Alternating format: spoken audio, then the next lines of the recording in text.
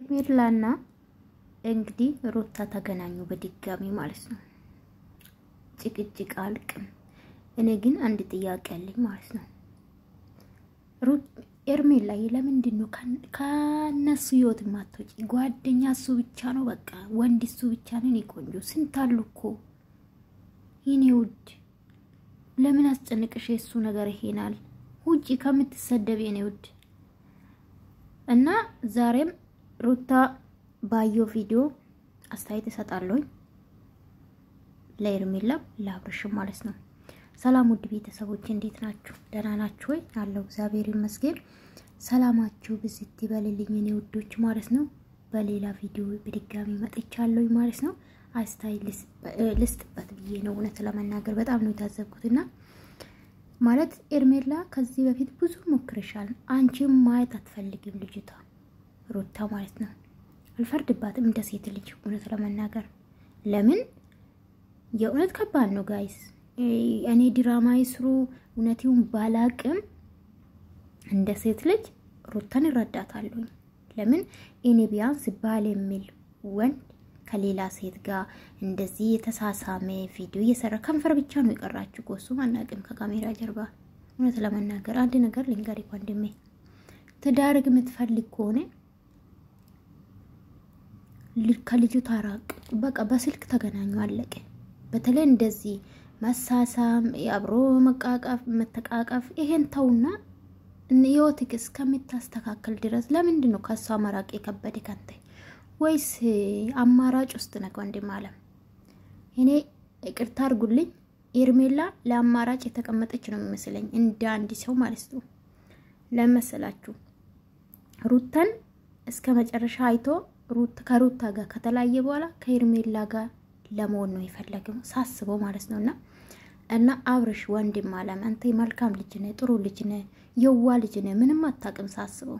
ለምን ሳስበው ያየው ነው እንኳን ሚዲያ ላይ ቲክቶክ ላይ ሆነ ሙድ የተያዘብክ ነው፣ ሙድ የያዙብክ ነው ያንዳንዱ ማለት ነው።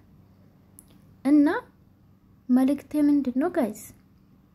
እውነቴን ነው የምላችሁ፣ በራሱ ማይወስን ወንድ በጣም ያስጠላል። በተለይ ደግሞ ባለ ትዳር ነኝ ያለ ወንድ ማለት ነው። እና ልጅቷን ለምንድነው ከህይወትክ ማታስወጣ? ልጅቷም የተሰደበች ነው ባንተ ምክንያት።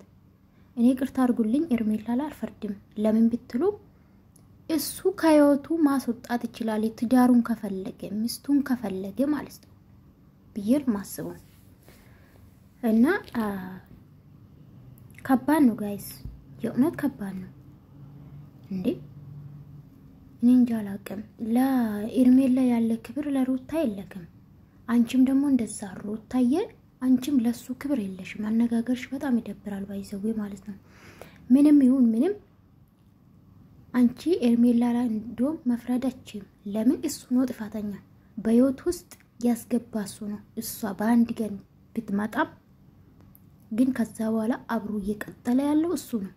ትዳሩን ቢፈልግ ኖሮ የምትበልጥ ያቃል ሩታ ናት፣ የልጁ እናት ናት አይደለ? ስለዚህ አንተ ሲጀመር በሽማግሌ በቤተሰብ የተያዘ ነው። ሚዲያ ለመጥ ምን እዚህን ትንጨረጭርብናለህ? እሷ ፍላጎት የላትም። ቤተሰብ አለ ካድን የሷን ቤተሰብ አላት። ቤተሰብ ጋር ሄደ ነገሮቹን ለምን አታስተካክልም? ወይ በልጃችሁ ትሸቅላላችሁ በራሳችሁ አይነቁ። ምን ልበል ጋይስ ዶቼ፣ እውነቴን ነው የምላችሁ በጣም ከባድ ነው ግን። እና አሁን የተናደድኩባችሁ ነው ሄርሜላና አብርሽ ማለት ነው። ስለዚህ ሩታ እንግዲህ ንግግሩ ትንሽ ትክክል ባይሆንም አመላለሳ ትክክል ባይሆንም ትክክል ናትም ይላሉ አንዳንዴ። ገባችሁ? ቀልደደ እቃቃ አይደለም ትዳር የእውነት። እና ሩታ እውነት ትዳርሽ የምትፈልጊ ከሆነ በቀደማውን የተለየ ምንድነው ፊሊንግ ነበር ስታሳየ ነበርና በየጊዜው ትቀያየራለሽ። እኔ በውስጥ የሚማግርሽ አለ ብዬ ነው ማስበው። ሲቀጥል ደግሞ ሆይ ስለምትባይ ነው አንቺ። እውነት ለመናገር ሩታ አሁንም ቆም ብለሽ አስቢ። በሚዲያ የተንጫጩ ሁሉ ያንቺን ህይወት አይኖርልሽ የኔ ውድ ማለት ነው። እንደ ሴት ልጅ እረዳሻለሁኝ ግን በቃ በተጠራሽ ቦታ ባትጂሽ እኔውድ ለምን ትጃለሽ? እሺ ሄርሜላ አትፈልጊማ ከባልሽ ጋር እንድትሆን አትፈልጊም አይደል? ለምን ታገኛታለሽ? ሌሎቹም እንዲሁም በዚህ ዙራ ከሆነ አለማግኘት እኮ ነው። ኤንዌስ ተጣሉ የእውነት